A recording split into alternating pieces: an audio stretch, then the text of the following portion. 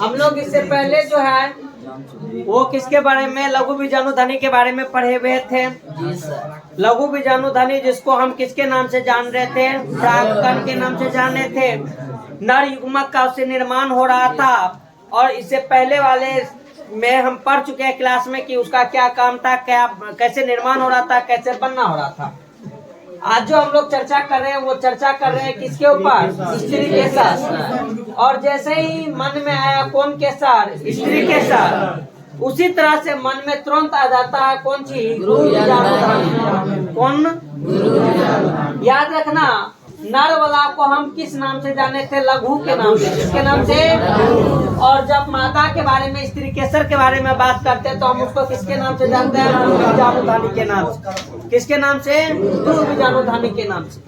इसी गुरु बीजाणु ध्वनि का दूसरा नाम हो जाता है कौन सी, क्या नाम हो जाता है, बीजांड। और वही बीजांड आगे चल के क्या बनाएगा, इट मीन्स कि ये तीनों का तीनों चीज जो यहाँ पे दिया गया है, ये तीनों का तीनों मादा जनन अंग से रिलेटेड है। किससे, क्योंकि इससे पहले जो हम लोग पढ़े थे वो किसका पढ़े थे, नर जनन अंग के बारे में, किसके बारे में पढ़े थे। और अभी जो हमारे पास दिया हुआ है वो किसका दिया हुआ है, स्त्री जनन अंग के बारे में। किसके बारे में दिया हुआ है, स्त्री जनन अंग के बारे में दिया हुआ। जब इसी के अंदर एक वर्ड और हम लोग जानते थे और वो वर्ड था कौन सी, जयांग। कौन सा वर्ड था, जब जयांग के बारे में बात करते हैं तो ये जयांग भी किससे डायरेक्ट कनेक्टेड है। दूसरा भाषा में बात करें तो ये किससे कनेक्टेड है, मादा के भाग से।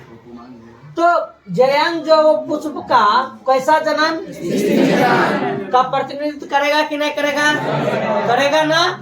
और इसी प्रकार से इससे पहले जो पुमांग पढ़े थे वो किसका कर रहा था, किसका, नर कर रहा था। तो जयांग जो है वो स्त्री जनन अंग का प्रतिनिधित्व करता है। और जयांग एक स्त्री केसर, एक अंडापी या बहु स्त्री केसर बहु अंडापी हो सकता है। यानी किसके बेसिस पे, इस स्त्री केसर के नंबर के बेसिस पे, किसके बेसिस पे, इसको इंग्लिश में कार्पेल्स भी बोला जाता है। क्या बोला जाता है, कार्पेल्स भी बोला जाता है। तो मोनो कार्पेल्स होते हैं और पॉली कार्पेल्स। तो बताया जाता है कि जब स्त्री केसर एक होगा तो हम उस टाइप के भाग को एक अंडपी के नाम से जाना जाएगा। लेकिन अगर स्त्री केसर का संख्या वहां पर एक से ज्यादा होगा तो हम उसको किसके नाम से जानेंगे, बहु अंडपी के नाम से जानेंगे। यही नहीं, ये बोला कि जहां पर ये एक से अधिक होता है वहाँ वो स्त्री केसर जो होते हैं आपस में कैसा रहता है, सम्मिलित रहता है। यानी कहने का मतलब उसका जितना भी कार्पल्स है वो एक साथ क्या रहेगा, संगठित रहेगा। तो हम उसको बोलेंगे कौन सी, युक्तांडपी। क्या बोलेंगे, क्या बोलेंगे, युक्तांडपी हो सकते हैं। और चित्र 2.7 ब में दिया हुआ है। और अगर वो आपस में क्या रहेगा, स्वतंत्र रहेगा, यानी जुड़ा हुआ ना रह के, जुड़ा हुआ ना रह के, कभी कभी हो सकता है कि वो आपस में क्या रहेगा, जुड़ा रहेगा। क्या रहेगा, जुड़ा रहेगा। लेकिन कभी कभी हो सकता है कि वो आपस में क्या रहेगा, खुला भी रह सकता है। क्या रह सकता है, खुला भी रह सकता है। यानी उसका टोटल का कार्पल्स वाला जो भाग है वो क्या है, खुला है। तो हम उसको क्या बोलते हैं, विक्तुअंडपी। कौन सी बोलते हैं, विक्तुअंडपी। कौन सी बोलते हैं, जैसे फिगर 2.700 में दिया हुआ है। चलो हम उस फिगर के बारे में भी एक बार चर्चा कर लेते हैं। हमारे पास यहाँ पर दो गो फिगर देखने को मिल रहा है। एक फिगर जो है यहाँ पर हिबिस्कस का, गुलहड़ का दिख रहा है। और एक फिगर यहाँ पर जो है हमारे पास और दूसरा दिख रहा है। इसके अंदर देखो ये वाला भाग जो है यही कार्पल्स वाला भाग था। क्या कौन सा वाला भाग था, बताया जाता है ये यहाँ पे सम्मिलित होके जो होता है वो कैसा बनाता है, युक्तांडपी। जबकि इसके अंदर ये जो कार्पल्स वाला भाग है ये आपस में क्या बिखरा हुआ है कि संयुक्त है, क्या हुआ है, बिखरा हुआ है। तो हम इसको कौन अंडप के नाम से जानते हैं, युक्तांडपी के नाम से। किसके, तो यानी कार्पेल से जब समाहित रहेगा, एक साथ जुड़ा रहेगा तो हम उसको संयुक्त रूप में जानेंगे। और जब कार्पेल संयुक्त रूप में नहीं रहेगा, बिखरा रहेगा, तो हम उसको युक्तांडपी के रूप में जानने का काम करेंगे। बोलो यहाँ तक में कोई दिक्कत नहीं। यानी इतना दूर में हम दो चीज सीखे हैं। दो चीज क्या क्या सीखे हैं? एक ये कि अगर एक अंडापी रहेगा, कार्पल्स का संख्या एक रहेगा या एक से अधिक रहेगा, एक रहेगा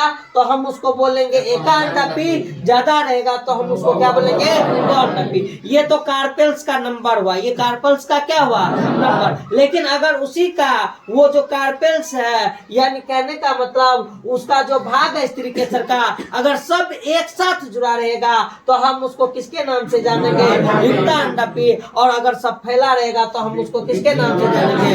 युक्त अंडापी। बोलो, इस क्लियर? आगे बात करते हैं। तो आगे वाला बात आसान है और ये बात तुम लोग बचपन से जानते आ रहा है कि प्रत्येक स्त्री केसर का क्या गो भाग? क्या गो भाग? और वो कौन कौन? इसमें कोई दिक्कत? अरे इसमें दिक्कत होगा तो बोलो इस शर्मे वाला ना बात होगा रे। बोलो कौन सा? अगर इधर इसका हम बात करेंगे तो ये बोले वो स्त्री केसर का भाग है कि नहीं है। अगर इस स्त्री केसर के भाग में बात करते तो ये वाला भाग कौन कहलाता? क्या कहलाता है? क्या कहलाता है? तो जहाँ पर ये देखो एगो स्टेशन टाइप पर आता है, चबूतरा टाइप पर आता है, विराजमान होने के लिए यहाँ पे आएगा कभी प्रागकण। कौन आएगा? प्रागकण। वो इसी वाले भाग पे आके क्या होगा? विराजमान होगा। और ये वाला भाग इसका कौन सी कहलाता? वर्तिका। एक ट्यूब लाइक स्ट्रक्चर आता है। कौन सी लाइक स्ट्रक्चर? ट्यूब। और फिर नीचे में जहाँ पर रानी सिंहासन पर बैसन रहता है उसको क्या बोलते हैं? अंडासन। और जिस पर बैसे रहती है उसको क्या बोला गया? पुष्पासन। क्या बोला गया? हालांकि यहीं से नर वाला भाग भी क्या होता है? निकलता है। क्या होता है? निकलता है, जिसको हम किसके नाम से? एंड्रोसियम पुमांग के नाम से जानते हैं ना। वो भी यहीं से क्या करता है? वृद्धि करता है। लेकिन यहाँ पर सिर्फ स्त्री केसर का स्ट्रक्चर दिखाया गया। बोलो, इसकी बात भी समझ में आया? बोलो रे। तो क्या वो भाग होता है उसका? कौन होता है? आगे बताया जाता है कि वर्तिकार्ग वाला भाग। कौन वाला भाग? कौन वाला भाग? उसके ऊपर जो कुछ इस प्रकार का स्ट्रक्चर है वो वर्तिकार्ग वाला भाग जो है, बोलो वो वर्तिकार्ग वाला भाग पर कौन आके विराजमान हो जाएगा? कौन? कौन आके? ये वाला भाग जो है ये कौन सा भाग कहलाया था? वर्तिकार्ग कहलाया था। और वर्तिकार्ग पे प्राग कणों के कौन सा मंच कहलाता है? अग्रज मंच का काम करता है। वही वर्तिका का बारे में जब बात कर रहे हैं तो ये क्या बोला गया कि एक दीर्घाकृत पतला इकहरा यानी एक वाला भाग होता है जो वर्तिका के नीचे होता है। जो किसके नीचे होता है? वर्तिका के नीचे होता है। स्त्री केसर के आधार यानी नीचे वाले भाग पर आधार वाले उभरा हुआ वाला भाग जो होता है वो कैसा होता है? खुला हुआ होता है। कैसा होता है? खुला हुआ भाग है। और अंडाशय ये होते हैं। और अंडाशय के अंदर एक कौन सी होती है? गर्भाशयी गुहा होता है। क्या होता है उसके अंदर? एक गर्भाशयी गुहा होता है जो एक कोष्ठक होता है। यानी इसके अंदर का बात बोला है कि एक गर्भाशय क्या होता है? गुहा होता है, एक कोष्ठक की तरह होता है। और गर्भाशय गुहा के अंदर की ओर एक क्या रहता है? अपरा। इसी के अंदर में वो क्या रहता है? अंदर की ओर अपरा होता है, जिसको हम प्लेसेंटा के नाम से भी जानते हैं। किसके नाम से? ये वही प्लेसेंटा है जो मानव के अंदर शिशु को और माँ को जोड़ने का, कनेक्शन देने का काम करता है। वही पादप के अंदर अपरा प्लेसेंटा के नाम से जाना जा रहा है। और बोला जा रहा है कि आप कक्षा 11th में पढ़ी हुई अपरा की परिभाषा एवं प्रकारों का स्मरण कर सकते हैं। तो 11th में पढ़े तो वो क्या हो चुका है? गोल हो गया। ठीक। हालांकि तुमको बस ये याद रखना है कि अपरा जो होता है, प्लेसेंटा जो होता है, वो शिशु को और पेरेंट्स माँ के बॉडी को क्या देने का काम करता है? कनेक्शन देने का काम करता है। हालांकि पादप के अंदर अलग अलग रूप में अपरा देखने को मिलता है। कहते हैं कि अपरा से उत्पन्न होने वाली दीर्घ बीजाणुधनी यानी दीर्घ बीजाणुधनी यानी किसके बारे में बात कर रहा है? मादा युग्मक के बारे में। किसके बारे में? मादा युग्मक के बारे में बोल रहा है कि दीर्घ बीजाणुधनी उत्पन्न होती है, जो सामान्यतः किसके नाम से जाना जाता है? बीजांड के नाम से। यानी बीजांड जो बनता है वो बीजांड किससे बनता है? दीर्घ बीजाणुधानी से। किससे बनता है? बीजांड का जो निर्माण होता है वो किससे होता है? दीर्घ बीजाणुधानी से होता है। और एक अंडाशय में बीजांडों की संख्या, एक अंडाशय में बीजांडों की संख्या अगर एक है, जैसे कि किसके अंदर? गेहूं और धान और आम। ये उदाहरण याद रखना है कि गेहूं, धान और आम में बीजांड की संख्या कितनी? एक। लेकिन कभी कभी बीजांड की संख्या एक से लेकर अगर अनेक हो जाता है, जैसे किसके अंदर? मरुदा के अंदर, तरबूज के अंदर, ऑर्किड के अंदर। इसके अंदर जो होता है वो क्या होता है? बहु बीजांड की संख्या जो होता है उसका संख्या ज्यादा हो सकता है, जबकि गेहूं, धान और आम के अंदर बीजांड की संख्या क्या हो सकती है? सिर्फ एक हो सकती है। तो इसके आधार पे तुमको ये उदाहरण क्या करना है? याद रखना है। चलो यहाँ तक जब हम लोग पढ़ चुके हैं तो हमारे पास आगे है उस बीजांड की कहानी। यानी उस अंडाशय के अंदर कौन है? बीजांड है। कौन है? बीजांड। और उस बीजांड को हम किसके नाम से जानते हैं? गुरु बीजाणुधानी के नाम से जानते हैं। किसके नाम से जानते हैं? गुरु। जिस प्रकार से लघु बीजाणुधानी के अंदर प्राग था, कौन सी था? लघु बीजाणुधानी के अंदर कौन था? प्राग। सेम उसी के तरह गुरु बीजाणुधानी के अंदर कौन विकसित करेगा? बीजांड। कौन विकसित करेगा? यानी एक अंडाशय के अंदर की कहानी जो है, जहाँ पर एक बीजांड का निवास है, उस बीजांड के बारे में, उस गुरु बीजाणुधानी के बारे में अभी हम लोग जानेंगे। कहते हैं कि आइए हम पहले उसके एक स्ट्रक्चर को, विकसित स्ट्रक्चर के, और वो विशेष स्ट्रक्चर जो है कैसा है? आवर्ती बीजी बीजांड की चित्र जो 2.72 में दिया हुआ है, उसके संरचना से पहले क्या होता है? परिचित होंगे। बीजांड एक छोटी सी संरचना है, फिगर में बड़ा दिखाया गया है, लेकिन इसका संरचना एक छोटा सा संरचना है, जो एक ब्रांच या डंठल, जिसे हम बीजांड ब्रांच के नाम से जानते हैं, उससे और द्वारा अपरा से जुड़ी होती है। और बीजांड की काया बीजांडावृत्त के साथ नाभिका नामक क्षेत्र में क्या होते हैं? संगलित तो होती है, जुटा होता है। अतः यह नाभिका बीजांड एवं बीजांडवृत्त के संधि बिंदु का प्रतिनिधित्व करने का काम करता है। ऐसे अगर इस चीज को समझते रहेंगे पढ़ के तो जिंदगी भर लग जाएगा, लेकिन समझ में कुछ ना आवेगा। इसलिए कि जब हम इसके स्ट्रक्चर के बारे में बात करते हैं, हमारे पास यहाँ पर एक स्ट्रक्चर दिया हुआ है और लिखा हुआ भी है कि एक प्ररूपी प्रांतीय बीजांड का चित्रात्मक दृश्य यहाँ पर दिया हुआ है। ये हमारे पास एक बीजांड है। इस बीजांड के अंदर ये वाला जो भाग है, ये फनिकल के नाम से जाना जाता है। फनिकल का मतलब होता है वह बीजांड वृंत। कौन सी नाम हुआ इसका? कौन सी नाम है ये बीजांड वृंत के नाम से, ये बीजांड वृंत के नाम से जाना जाता है। ये बीजांड वृंत जो होता है, ये आगे चल के हाइलम से, किससे?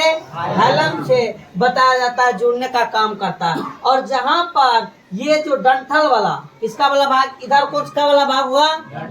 पादप का डंठल वाला भाग, ठीक। और इधर जो होगा वो बीजांड का शरीर का वाला भाग होगा, ठीक। ये दोनों जहाँ पर जुड़ता है ना, हम उसको बोलते हैं नाभिक। क्या बोलते हैं? क्या बोलते हैं? जैसे यहाँ पर लिखा हुआ था क्या कि बीजांड वृंत के साथ नाभिका का नामक क्षेत्र में वो क्या हो जाते हैं? आपस में जुड़ जाते हैं, वहाँ पे संगलित हो जाते हैं। अतः नाभिका बीजांड एवं बीजांडावृत्त के संधि, यानी जहाँ से बीजांड और जहाँ से बीजांडावृत्त, कौन सी? फनिकल्स और बीजांड, ओव्यूल्स और फनिकल्स के बीच में जो कनेक्शन होता है ना, उस कनेक्शन को हम किसके नाम से जानते हैं? नाभिका के नाम से। किसके नाम से जानते हैं? किसके नाम से जानते हैं? यानी एक बीजांड वृंत से बीजांड को जोड़ने की जो क्रिया होती है उसको क्या बोला जाता है? क्या बोला जाता है? बोली ना रे। यहाँ पर देखो, इस स्ट्रक्चर को जब देखते हैं तो ये वाला जो भाग है ये तुम्हारा कौन सा कहलाया? फनिकल्स। क्या कहलाया? और फनिकल्स आगे जब चलते हैं तो वो हो जाता है तुम्हारा ये वाला अब चीज हो गया कौन सी? बीजांड का। कौन सी हो गया? बीजांड का। क्या हो गया तुम्हारा? बीजांड का। ठीक, उन दोनों चीज को जोड़ने का काम जो करता है वो तुम्हारा करता है कौन सा? नाभिका। क्या करता है? नाभिका। लेकिन इसके स्ट्रक्चर को एक बार देखते हैं। बताया जाता है कि बीजांड का सबसे बाहर वाला जो भाग होता है, ये वाला जो भाग यहाँ पर कहलाया, ये तुम्हारा हाइलम कहलाता है। क्या कहलाता है? क्या कहलाता है? हाइलम। किसके नाम से जाना जाता है? हाइलम। अंदर में ये जो है तुम्हारा ये है तुम्हारा भ्रूण कोश। क्या है? इस भ्रूण कोश के ऊपर में एक आवरण होता है जिसको बोला गया है बीजांड काय। क्या बोला गया है? भ्रूण कोश और बीजांड काय के, भ्रूण कोश और बीजांड काय के ऊपर में प्रोटेक्शन लेयर होता है, आवरण होता है, जिसके अंदर तुम्हारे पास दो आवरण है। एक है अंत आवरण और एक है बाह्य आवरण। एक है कौन सा आवरण? और एक जो है वो कौन सा आवरण है? कोई दिक्कत नहीं। तो इस बीजांड के लिए जिस प्रकार से हम लोग पढ़े थे परागकण के बारे में, परागकण के अंदर जनन क्षेत्र था। तो इस बीजांड, इस ये जो बीजांड का है इसके अंदर वो परागकण एंट्री मारेगा कि नहीं मारेगा? तो बोलो, इसके ऊपर में जो ये टोटल कवरिंग यहाँ पर है, क्या वो पूरा का पूरा कवरिंग रहता तो परागकण जो आता तो इसके अंदर घुस पाता? नहीं। इसलिए के यहाँ पर एक छिद्र है और जहाँ पर बताया जाता है कि दोनों आवरण जो है पूरे के पूरे इससे बीजांड के ऊपर तो है, लेकिन जहाँ से एंट्री मारेगा परागकण, बोलो वहाँ पर वो खाली है कि नहीं है? है। इसको बोला गया कौन सी? बीजांडा द्वारी शिरा। क्या बोला गया? क्या बोला गया? बीजांडा द्वारी शिरा। और उसी को बोला गया कौन सा द्वार? बीजांड। कौन सा द्वार? और बीजांड द्वार के जस्ट अपोजिट वाले भाग को याद रखना क्या कहलाया जाता है? क्लेजल शिरा। क्या? कौन सा शिरा? क्लेजल। हम जब टेपिटम बोले थे उस समय बोले थे कि वहाँ पर भी क्लेजल वर्ड आया था ना, और इसके अंदर भी क्लेजल होता है। ये क्लेजल शिरा या निभाग्य शिरा है जो कि बीजांड द्वार के अपोजिट है। बीजांड द्वार के, बीजांड द्वार के कौन सा? क्लेजल शिरा। कौन सा शिरा? कौन सा शिरा? किसके अपोजिट है? बोलो, इस क्लियर हुआ? पहले अंदर में कौन सी है? भ्रूण कोश है। भ्रूण कोश के ऊपर में कौन सी है? बीजांड काय है। ठीक, उस बीजांड काय के ऊपर में दो आवरण है, बाह्य आवरण और अंत आवरण। उसके ऊपर में बीजांड द्वारी है, फिर है बीजांड द्वार है, और नीचे वाला जो भाग है उसको क्या बोला गया? क्या बोला गया? जब इतना हम लोग यहाँ पर डिस्कस किए, अब आगे इसके अंदर वही सारा चीज लिखा हुआ है। क्या क्या लिखा हुआ है? आओ हम इसको देखते हैं। लिखा हुआ है कि बीजांडा वृत्त के नाभिका नाम क्षेत्र में संगलित होता है, अतः यह नाभिका बीजांड एक बीजांडावृत्त के संधि बिंदु का प्रतिनिधित्व करती है। प्रत्येक बीजांड में एक या दो अध्यावरण नामक संरक्षक क्या होते हैं? आवरण। यानी किसका बारे में बात कर रहा है? अध्यावरण मतलब उसका कवरिंग। किसके बारे में बात करिए? ये अध्यावरण क्या बोल रहा है कि बीजांड के ऊपर में दो कवरिंग था ना, एगो अंत एगो बाह्य, बुक में दिया हुआ है ना, तो वही अध्यावरण नामक संरक्षक आवरण है। और ये अध्यावरण बीजांड को चारों ओर से घेरे होते हैं। केवल और केवल बीजांड द्वारी नामक आयोजित छोटे से छिद्र यानी रंध्र को छोड़कर अध्यावरण बीजांड को चारों तरफ से क्या रहा? बात समझ में आया?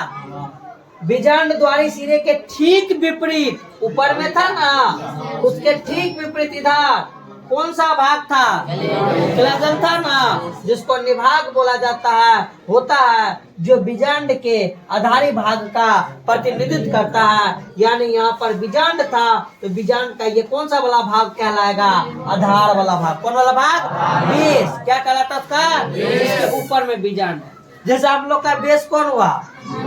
धरती जमी हुआ है ना, सेम उसी प्रकार से उसका वो हुआ। बोलो बात समझ में आया? आगे लिखा हुआ है अध्यावारणी से घिरा हुआ कोशिकाओं का एक पुंज होता है। क्या बोला गया? कवरिंग जो है वो अध्यावरणी जो प्रोटेक्शन लेयर है, अंत और बाह्य जो वो परत है, उससे घिरा हुआ कोशिकाओं अंदर में एक कोशिकाओं का पुंज होता है। और वो कोशिकाओं का पुंज किसके नाम से जाना गया? फिगर में बीजांडका है ना, अरे बीजांडका के ऊपर में ना कवरिंग है, तो अंदर में जो बीजांडका है वो बोला है कि कोशिकाओं का एगो क्या है? कोशिकाओं का क्या है? जिस प्रकार से बीजाणु उत्तक था ना, बीजाणु उत्तक वहाँ पे कोशिका का पुंज था, बहुत सारा कोशिका का उत्तक बताए थे ना कि वहाँ पे बीजाणु उत्तक बनाता था, और उसी के अंदर विभाजन होने के बाद परागकण का निर्माण हो रहा था, पराग मातृ कोशिका का निर्माण हो रहा था। सेम उसी प्रकार से यहाँ पर बीजांडकाय कहते हैं, और बीजांडकाय केंद्रक की कोशिकाओं में प्रचुरता से कौन चीज? आरक्षित आहार सामग्री होती है। क्या होती है? यानी ये बीजांड का शरीर, बीजांड का मतलब अंदर में बीजांड है ना, ऊपर से बीजांड का क्या कहलाया? शरीर। और जब उस बीजांड को भूख लगेगा तब बीजांड का उसको क्या देने का काम करेगा? आहार। क्योंकि इस बीजांड का के पास क्या है? आहार। युग्मक जब तक विकसित होगा, युग्मक जिस प्रकार से पराग विकसित हो रहा था तो टेपिटम पोषण देने का काम कर रहा था कि नहीं कर रहा था? कौन चीज देने का काम कर रहा था? पोषण देने का काम कर रहा था। उसी प्रकार से ये भी उसको कौन चीज देने का काम करेगा? आहार देने का काम करता है। और बीजांड का भ्रूण कोशिका मादा युग्मक की बोला गया कि बीजांड का भ्रूण कोश या मादा युग्मक बीजांड काय में क्या होते हैं? स्थित होते हैं। यानी ऊपर में क्या है? बीजांड का। ऊपर में क्या है? उस बीजांड काय के अंदर कौन सी है? बीजांड है। और उस बीजांड के अंदर कौन था? है। और मादा का युग्मक वृद्धि, यानी मादा का जो युग्मक का निर्माण, युग्मक वृद्धि का मतलब युग्मक की उत्पत्ति, युग्मक वृद्धि का मतलब तो बीजांड का भ्रूण कोश या मादा युग्मक बीजांड काय में क्या रहते हैं? स्थित होते हैं। और एक बीजांड में सामान्यतः एक अकेला भ्रूण कोश होता है जो आगे चल के क्या बनाने का काम करेगा? कौन सी का? गुरु बीजाणु, जो मादा युग्मक होगा। यही गुरु बीजाणु क्या कहलाएगा? मादा युग्मक। क्या कहलाएगा? तो इस तरह से मादा युग्मक का उसके अंदर क्या होता है? एक बीजांड के अंदर मादा युग्मक का निर्माण। ठीक। और किसी को कुछ अब लिखा हुआ कौन सी? गुरु बीजाणु जनन कैसे होता है? कौन सी? गुरु बीजाणु जनन कैसे होता है? जब गुरु बीजाणु जनन के बारे में यानी मादा युग्मक के बारे में बात करते हैं तो क्या लिखा हुआ है? तो गुरु बीजाणु मातृ कोशिका, जैसे वहाँ पर पराग मातृ कोशिका था ना, जिसको हम लघु बीजाणु मातृ कोशिका के नाम से जान सकते थे, उसी प्रकार से यहाँ पर भी गुरु बीजाणु मातृ कोशिका, यानी यही वो कोशिका है जिससे किसका निर्माण होगा? मादा युग्मक का निर्माण होगा। किसका निर्माण होगा? तो गुरु बीजाणु मातृ कोशिकाओं से किसका निर्माण? गुरु बीजाणुओं की रचना के प्रक्रम को क्या कहते हैं? यानी गुरु बीजाणु मातृ कोशिका से किसका निर्माण होता है? गुरु बीजाणुओं का। और उस क्रिया को क्या बोलते हैं? गुरु बीजाणु। बीजांड प्रायः एक अकेले गुरु बीजाणु मातृ कोशिकाओं से किसके? बीजांड का। भाग है बीजांड का स्ट्रक्चर को देखना। बीजांड काय के बीजांड द्वारी क्षेत्र में विलग होते हैं, यानी वहां से हट जाते हैं, अलग होते हैं। यह एक बड़ी कोशिका है जो कि सघनन जीव द्रव्य से समाहित यानी भरा पड़ा रहता है, और उसके अंदर एक सुस्पष्ट केंद्रक युक्त होता है। क्या होता है? सुस्पष्ट केंद्रक युक्त होती है। और गुरु बीजाणु मातृ कोशिकाओं के अंदर कौन सा विभाजन? वही अर्धसूत्री विभाजन के द्वारा। किसके द्वारा? अर्धसूत्री विभाजन से वो गुजरता है, और फिर उस गुरु बीजाणु मातृ कोशिका का अर्धसूत्री विभाजन से गुजरने का क्या महत्व है। तो युग्मक का निर्माण होता है, क्योंकि हम जानते हैं कि कोई भी कोशिका जो होती है मातृ कोशिका, वो अर्धसूत्री विभाजन के द्वारा ही युग्मक का निर्माण कर पाता है। तो अर्धसूत्री विभाजन से गुजरने का महत्व है, और अर्धसूत्री विभाजन के परिणाम स्वरूप फिर उसके अंदर क्या गो 4 गो गुरु बीजाणुओं का क्या होता है, उत्पादन होता है। क्या गो? इससे पहले जो पढ़े थे, प्राग के अंदर प्राग जो का होता था वो 4 पहले बनाता था, चतुष्ट बनाता था, लेकिन वो चतुष्ट के अंदर फिर वो कोशिका जो है उसके अंदर विभाजन होता था, जिसके अंदर हम बोले थे एक समसूत्री विभाजन और एक अर्धसूत्री विभाजन बनने के बाद वहां पर क्या बनता था, उससे एक प्राग क्या बनता था, क्या बनता था, एक प्राग बनता था। और सबसे अगर होता तो वहां पे बहुत सारा प्राग का निर्माण होता है। लेकिन जब इस गुरु बीजाणु का बात में गुरु बीजाणु का बात करते हैं तो इसके एक अर्धसूत्री विभाजन से कितना गुरु बीजाणु, 4, कितना 4 गुरु बीजाणु का निर्माण होता। आज यहीं तक रहने